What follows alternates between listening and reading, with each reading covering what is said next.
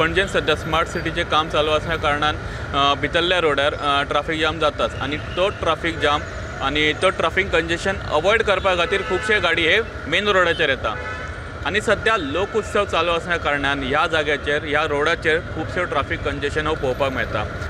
लोक उत्सव चालू असल्या कारणान हांगासरल्या ट्राफिक सेलान पार्किंग लॉट हांकां अलॉट केल्लो, पण खुबशे लोक टायम सेव करपा खातीर आपल्यो गाडयो रस्त्याचेरच पार्क करता आणि हो तुम्ही पळोवं शकता हो तेजो इफेक्ट तुम्ही पळोवं शकता की कितलो ट्राफिक हो सध्या ह्या रुटार जाला।